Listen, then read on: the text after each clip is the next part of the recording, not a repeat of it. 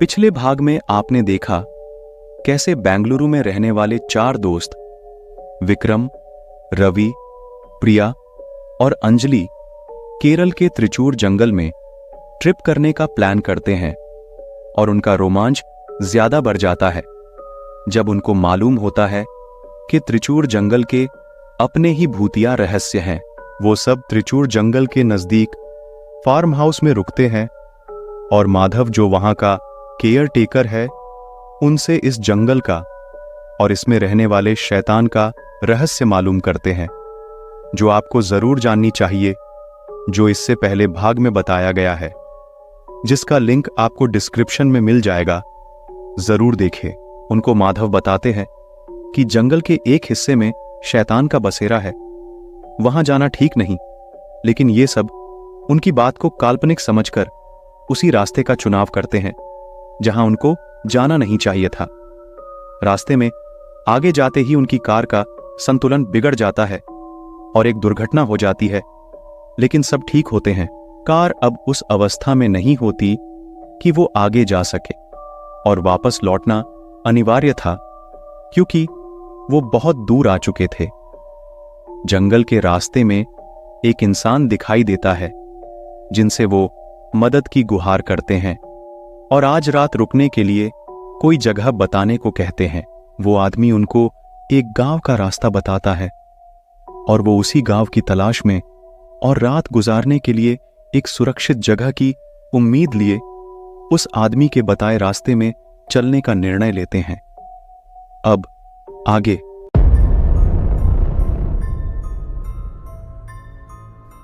अचानक वो आदमी जिसने अभी इन चारों से बात की थी, वो गायब हो गया था। सबको डर लगने लगा। वो सभी सोचने लगे, वो आदमी कहाँ गायब हो गया? वे चारों उसके बताए रास्ते पर चलने लगे। चलते चलते उन्हें ऐसा प्रतीत हुआ कि वे जंगल में जितने गहरे जाते हैं उतना ही वो जंगल खौफनाक होता है। अजीब सा सूनापन था, हवा भी गूंग थी और एक परिंदे की आवाज तक सुनाई नहीं दे रही थी। इस अजीब दृश्य को देखकर हर कोई घबरा गया था और थोड़ी दूर और चलने पर उन्होंने एक गांव देखा और फिर उनकी जान में जान आई। गांव में आते ही सबसे पहला शख्स जो उन्हें नजर आया वो कोई और नहीं बल्कि वही आदमी था जिससे वो सब जंगल में मिल चुके थे। वे चारों उन्हें देखकर हैरान रह गए। जब उन सब ने उससे पूछा तो उस आदमी ने उत्तर दिया, मैं आपके ही पीछे था, कहीं गायब नहीं हुआ था। मैं देख रहा था कि आप सही जगह जा रहे हैं या नहीं, वरना आज के दौर में अजनबी की बातों पर भरोसा कौन करता है। रवि और विक्रम उससे मदद मांगते हैं और कहते हैं, चाचा एक और मदद कर दीजिए हमारी। अगर हमें एक दिन के लिए सर छुपाने की जगह मिल सके तो हम पर उपकार होगा। वो आदमी कहता है, आओ मुखिया जी से मिल लें, अगर वह इजाज़त दे देते हैं तो ज़रूर मिल जाएगा, क्योंकि यहाँ बहुत से घर बरसों से खाली ही है। मुखिया उस आदमी से नाराज़ हो जाता है और कहता है, तुम इस गांव के कानून नहीं जानते, यहाँ कोई अनजान व्यक्ति नहीं रह सकता, फिर तुम उन्हें यहाँ क्यों लाए? सदियों पहले हम सबने एक गलती की थी ना, क्या तुम फिर से वही गलती दोहराना चाहते हो? वो आदमी एक दिन की मोहलत लेकर मुखिया को राजी कर लेता है और उन चारों को रहने के लिए जगह मिल जाती है। वो आदमी उन चारों से कहता है, चाहे कुछ भी हो जाए, रात में बाहर नहीं जाना और कल सुबह होते ही अपने मंजिल को लौट जाना। इतना कहकर वो वहां से चला जाता है। जैसे ही रात होती है, गांव के चारों ओर दर्दनाक रोने की आवाज गूंजने लगती है और अचानक उन चारों में से अंजलि की आंख खुल जाती है। आदमी के समझाने के बावजूद वो बाहर जाती है और यह पता लगाने की कोशिश करती है आखिरकार यह आवाज कहां से आ रही। उसकी निगाह अंधेरे में लाल जलते अंगारे की तरह डरावनी आंखों पर पड़ती है, जो अंजलि को बहुत ही खौफनाक तरीके से घूर रही होती है, जिसे देखकर अंजलि का शरीर ठंडा पड़ जाता है। वह सम्मोहित हो जाती है। फिर वो भयानक आंखें अंजलि को खौफनाक जंगलों के आगोश में ले लेती है। सुबह होते ही सब लोग उठकर अंजलि को हर जगह खोजने लगते हैं और परेशान हो जाते हैं। वो आदमी उनसे फिर मिलता है और जब उसे पता चलता है कि उनका एक साथी कल रात से लापता है और उसके खोज में सब परेशानी हो रहे हैं, वह आदमी कहता है, अब कोई फायदा नहीं, मेरी लाख मिन्नतों के बावजूद तुम लोगों ने मेरी बात नहीं मानी, देखो क्या हो गया। वो जंगल में चली गई है और अब कभी वापस नहीं लौटेगी। जिसका हमें डर था वो हो गया, अब वो मर चुकी है। और तुम सब जाओ वापस, वरना तुम लोग भी अपनी जान गंवा दोगे। प्रिया कहती है, आपको कैसे पता कि वो मर चुकी है? हम अपने दोस्त के बिना नहीं जाएंगे, हम उसे खोजने के लिए जंगल में जाएंगे, आप हमारी सहायता करें। वो आदमी कहता है, मैं जंगल में नहीं जा पाऊंगा, मैं केवल आपकी इतनी मदद कर सकता हूं।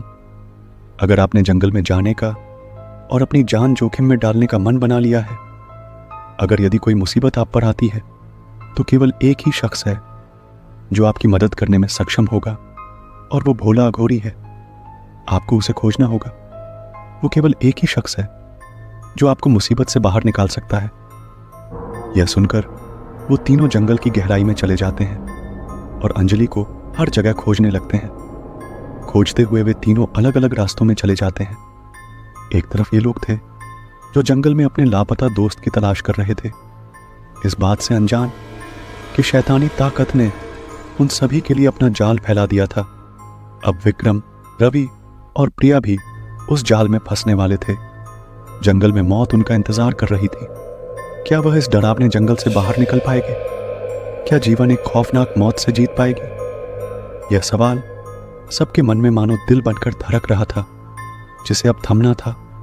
और इसकी शुरुआत प्रिया से हुई। प्रिया, रवि और विक्रम एक दूसरे से अलग हो गए थे और खो गए थे। प्रिया को किसी की आवाज सुनाई नहीं दे रही थी। जंगल से बाहर निकलने का रास्ता खोजने के बजाय वह गहरे साए में चली गई। अचानक उसे लगा जैसे उसके पीछे कोई है। जैसे वो मुड़ी, वहां कोई नहीं था। मौत उसके साथ खेल खेलने लगी। जंगल में भागते भागते वह अपने अन्य साथियों को पुकारने लगी, लेकिन गहरे अंधेरे में दरख्तों को छोड़कर उसकी आवाज कोई नहीं सुन सका। अचानक उसने देखा कि एक लड़की उसके सामने खड़ी थी। वो लड़की कोई और नहीं बल्कि अंजलि थी। प्रिया अंजलि को देखती है और छोटे छोटे कदमों से उसके पास आती है और पूछती है, अंजलि, क्या यह तुम हो? अंजलि, क्या तुम ठीक हो? लेकिन कोई जवाब नहीं मिला। जैसे ही वो उसके करीब गई और उसकी आंखों में देखा, उसकी आंखें इंसान की नहीं थीं। उसके चेहरे में शैतानी हंसी देख प्रिया का रंग पीला पड़ गया। वो डर के मारे चिल्ला रही थी, लेकिन कोई सुन नहीं रहा था। और शैतान उसका डर देखकर जोर से हंस रहा था। उसने जो जाल बिछाया था, उसकी पहली शिकार प्रिया उसमें फंस चुकी थी। शैतान ने अंजलि के शरीर पर कब्जा कर लिया था। उसने प्रिया की गर्दन अपने हाथों में जकड़ा और मौत जिंदगी पर हावी हो गई। प्रिया मर चुकी थी। रवि और विक्रम एक दूसरे को खोजते हुए उसी जगह पर पहुंच जाते हैं जहां प्रिया का शव मिला, जिसे देखकर उन्हें पता चलता है कि यह जंगल नहीं, शैतान का घर, और अब उनकी जान खतरे में है। एक भयानक हंसी ने उनका ध्यान केंद्रित किया। उनके पैरों के नीचे की जमीन खिसक गई। उसने शैतान के भयानक रूप को देखा। अंजलि के शरीर को जकड़े उनकी ओर आती दिखाई देती है। मौत फिर से अपने शिकार की तलाश करने लगी और अपनी जान बचाने के लिए विक्रम और रवि भागने लगे। शैतान की आवाज पूरे जंगल में गूंजने लगी। मौत से भागते हुए जिंदगी को तब नया जीवन मिला जब उनका सामना एक अघोरी से होता है। यह कोई और नहीं बल्कि भोला अघोरी था। भोला उनसे कहता है, शैतान से मत भागो, उसका सामना करो, तभी जीवन होगा, मृत्यु पर विजय। रवि और विक्रम अपने जिंदगी की भीख मांगते हैं और कहते हैं, बाबा, वो एक भयानक शैतान है। उसने हमारे दोस्त अंजलि के शरीर पर कब्जा कर लिया है और हमारी दोस्त प्रिया को बेरहमी से मार डाला है। हमें बचा लो बाबा। भोला कहता है, मुझे सब पता है। कभी कभी दुष्ट शैतानों को पराजय करने के लिए इंसानों को भी त्याग करना पड़ता है। शैतान ने तुम्हारे दोस्त के शरीर को अपने कब्जे में ले लिया है और यह सही समय है उसे उस शरीर के साथ अग्नि समर्पित करना होगा। तुमको यह त्याग करना होगा, क्योंकि शैतान को मारना है तो उस शरीर के साथ उसे भी जलाना होगा। क्या तुम ये बलिदान दे सकते हो? क्योंकि केवल यही एकमात्र रास्ता है। भोला अघोरी ने रवि और विक्रम की मदद से एक जाल तैयार किया, जिसमें उन्होंने तंत्र विद्या की मदद से एक गोल घेरा तैयार किया और वो कहने लगा, इस घेरे में प्रवेश करने के बाद कोई शैतान बाहर नहीं जा सकता।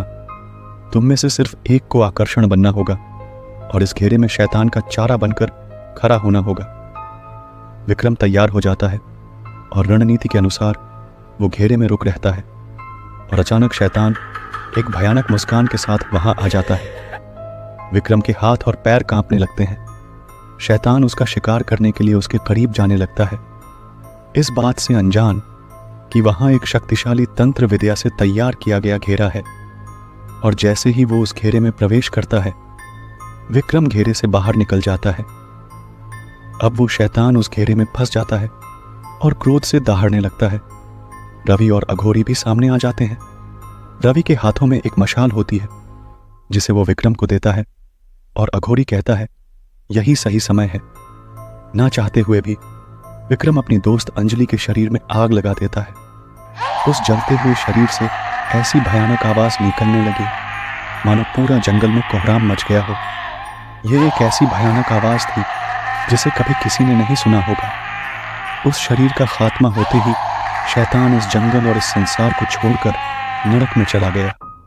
जंगल में जिंदगी ने एक नई सांस भरी। विक्रम और रवि भोला को धन्यवाद देते हैं। भोला कहता है मुझे तुम दोनों को धन्यवाद देना चाहिए। आज मुझे और मेरे गांव के लोगों को मुक्ति मिल गई। मैं इस शैतान को खत्म करने के लिए सदियों से इंतजार कर रहा था और आज मैं सफल रहा। इतना कहकर वह गायब हो जाता है। विक्रम और रवि वापस लौटते हैं, लेकिन इस भयानक यात्रा ने उनके जीवन को झंझोर दिया था। वे वास्तव में दो अच्छे दोस्तों को गवाकर जीवन और मृत्यु के एहसास को सही मायने में पहचान पाए। आपको यह कहानी कैसी लगी? अगर अच्छी लगी हो तो लाइक और सब्सक्राइब जरूर करें।